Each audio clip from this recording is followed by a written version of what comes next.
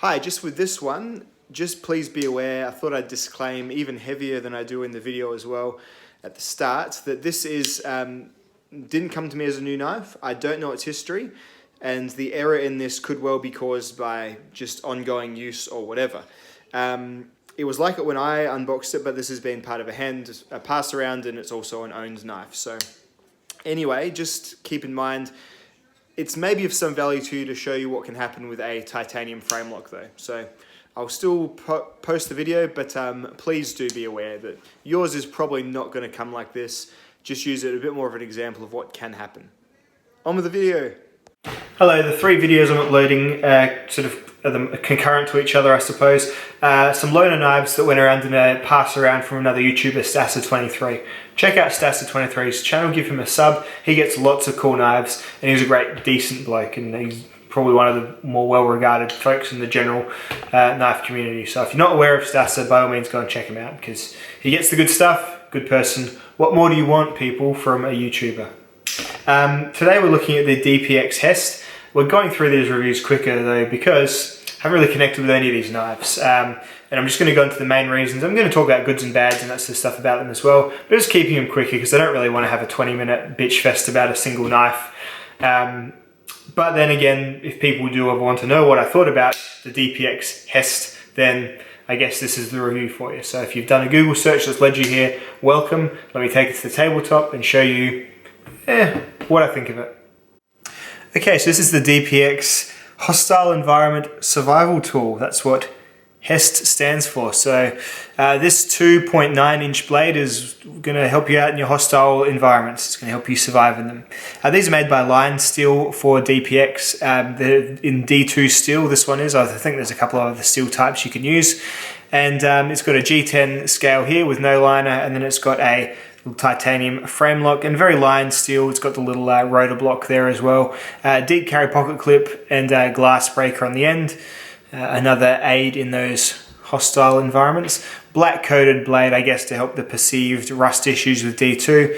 And that's the designer, Robert Young. Oh dear, can't remember his name. Robert Young Pelton is the designer. So, this here is apparently either a bottle opener or a sort of a pants catcher. Catch it on your pants and open it.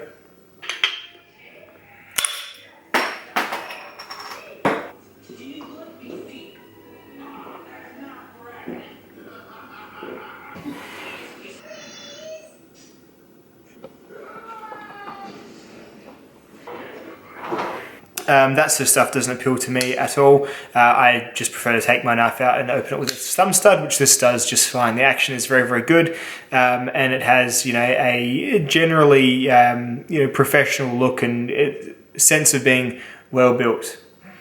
However, the main thing with this one is the sense of being well built doesn't really translate into being perhaps well built because it's rattly as all heck, and I'm not sure what's happened to it before this pass around. Don't know if it's always been like this, but what's obviously going on is that the titanium frame here has become a little bit misformed, or just never lined up in the beginning, and so to get it to stop doing that, you really need to push it across, and then it stops. But from a standard open, so opening in any just normal way, even if you open it with pretty decent gusto,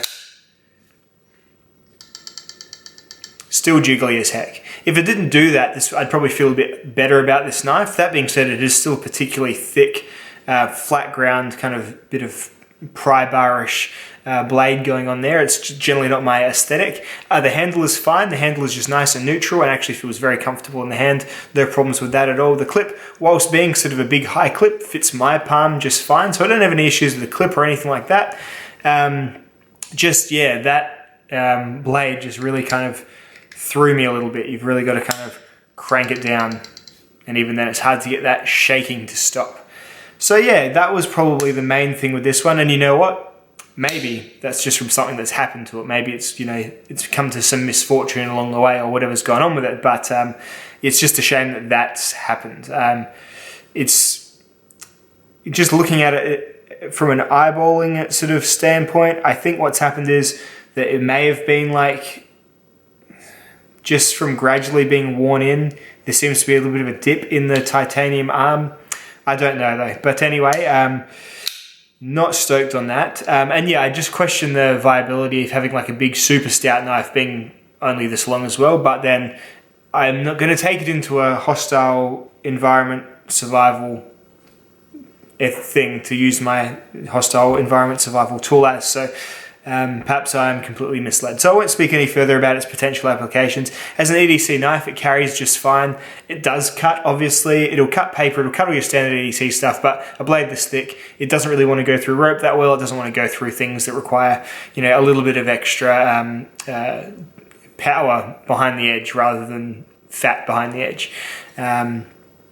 Perhaps I should say thinness behind the edge rather than power, but that's generally what it translates to. You can cut a lot easier with a thinner edge, and this isn't a particularly thin edge, although it isn't as fat as the Best Tech Tercel, that's for sure. That is one chunky edge there, boy. But there we go. So yeah, just another sort of lukewarm. It's got a, yeah, it's just got, it's definitely not a knife made for me, and you know what, I can generally admire a knife not made for me if it's done really well, and this one just doesn't seem to be done well enough for me, that's all. If you have one of these and it doesn't do that, then great, because I can see its appeal for sure. But yeah, it just doesn't mean that I would ever buy one with my own cash. It's $175 US.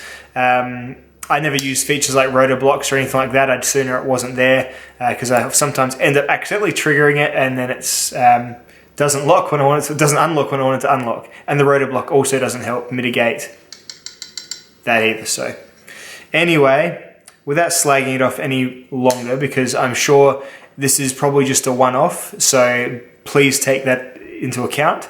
You may enjoy your HEST, and please do if you do, but that is my experience with the knife, and I shan't speak of it anymore. Just some size comparisons next to a Spyderco Delica. You see it's kind of just over a Delica size knife, Benchmade 940, maybe it's a Benchmade 940 size knife. Yeah, you know, they're actually not too far apart in terms of size.